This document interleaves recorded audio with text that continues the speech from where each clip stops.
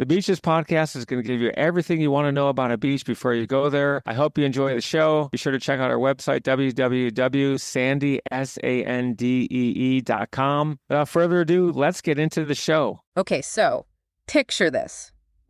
You've got that vacation time finally saved up, right? You're daydreaming about beaches, clear skies, the whole 9 yards. I know the feeling. But then you remember it's hurricane season. So how do you make sure your well-deserved getaway doesn't turn into, a stressful situation? That's what we're diving deep into today. We're going to talk about how many hurricanes we actually see in a typical year. And those category numbers everyone's throwing around. We'll make sense of those too. Yeah, what do those actually mean for someone on the ground? And most importantly, how can you plan your travel around all of this? Yeah, we'll give you the lowdown on that. Perfect. So to kick things off, can you just give us a sense of the numbers? How many hurricanes are we actually talking about every year? So the first thing to remember is that we're always talking about averages, not set in stone numbers. Mm-hmm. But generally speaking, the Atlantic hurricane basin sees around 12 named storms in a year. Named storms meaning? Meaning they're strong enough to get a name, like Hurricane Katrina or Hurricane Harvey. Right, those stick with you. Exactly. Now, out of those 12, about half, so around 6, typically become hurricanes. 6 hurricanes. Okay, so that's a decent amount. But then we hear all the time about different categories of hurricanes, and that's where the Saffir-Simpson scale comes in. Yep, you got it. Yeah. The Saffir-Simpson hurricane wind scale goes from Category 1 to Category 5, and it's all about wind speed. Category 5 is the most intense. Okay, so break that down for us. What's the difference, really, between a Category 1 and a Category 5? Think of it like this.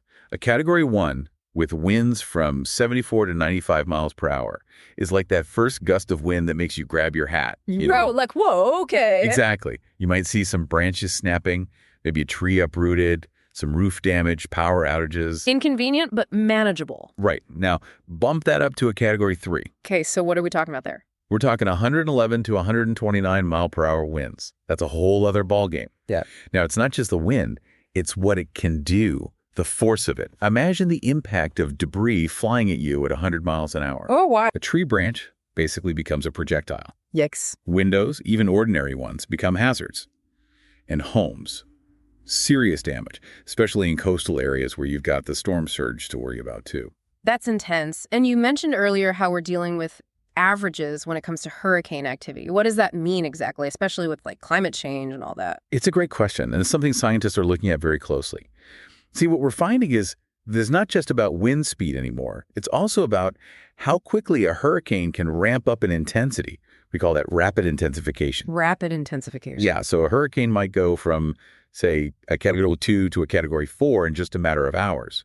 And warmer ocean temperatures, they're like fuel for these storms. Yeah. So even if you see a storm labeled a lower category initially, you got to remember it has the potential to get a lot stronger very quickly. That's a little unsettling. So, staying informed is key. But let's shift gears a bit and talk travel, because that's what a lot of people are thinking about, right? How can we use all this info about hurricanes to make sure our vacations go smoothly? It's all about being prepared. Step 1, know your hurricane season. The Atlantic hurricane season runs from June 1st to November 30th. Okay, got it. So say you're planning a trip during that time. What then? Think about travel insurance, especially during hurricane season. And not just any travel insurance. Look for a policy that specifically mentions hurricane coverage. You want options for trip cancellation or interruption, just in case. Smart. Anything else travelers should keep in mind? Flexibility is your friend. If you can be flexible with your travel dates, look into the shoulder seasons. Those are the weeks just before and after the peak hurricane months. You might snag a better deal and have a lower chance of running into a storm. So just to recap for everyone, we've covered a lot of ground today. We have. Hurricane frequency, hurricane categories, how to stay safe, how to plan your trip. It's all about being in the know. Exactly. So here's something for everyone listening to think about.